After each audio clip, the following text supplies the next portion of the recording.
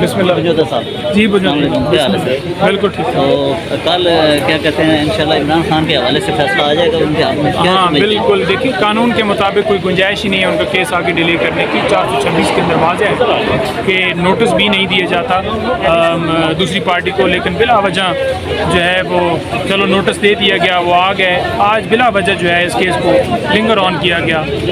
کبھی پانی کا وقفہ ہے جی، کبھی ہمیں جو ہے سرکار کو نوٹس بھیجیں، کبھی یہ بہانہ بنایا گیا جی کہ آپ ایسا کریں کہ ہمیں مجھے ایفیڈیوٹ پڑھنے کا موقع دیں. وہ صرف اور صرف لنگر آن کرنے کا بہانہ تھا. ایسی کوئی اس کیس کے اندر جان ہی نہیں. خان صاحب کی اس کیس کے اندر ضمانت ہو جائے گی، کل سے آگے نہیں جا سکتا. اچھا سر، یہ فیصلہ سنانے میں ہمایوں دلاور جائے نے بہت جلدی کی. آپ کی اپیل بھی نہیں سنی، کوئی گواہ بھی نہیں سنے، عمران خان صاحب کے مطلب بھی نہیں پیش سنے، ان کے دلائل بھی نہیں سنے.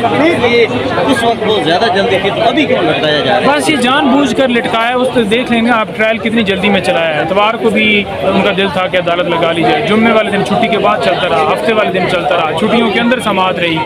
وہ آپ کے سامنے ہے. وہ اسپیڈ شاید کاش یہاں بھی لگائی جاتی.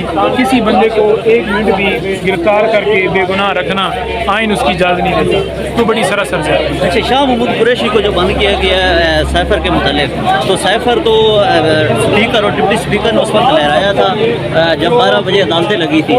تو اس وقت انہوں نے کیوں نہیں ویریفیکیشن نہیں کی؟ تو ابھی کیوں لٹکایا جا رہا ہے اس کے؟ سیفر والا کیس صرف اور صرف سیاسی انتقام کا نشان ہے. 3 بیان ہیں، کبھی کہتے ہیں سیفر آیا نہیں ہے، کبھی کہتے ہیں جی سیفر گم ہو گیا، کبھی کہتے ہیں جی سیاسی مقصد. کوئی ایک بیان تو دینا.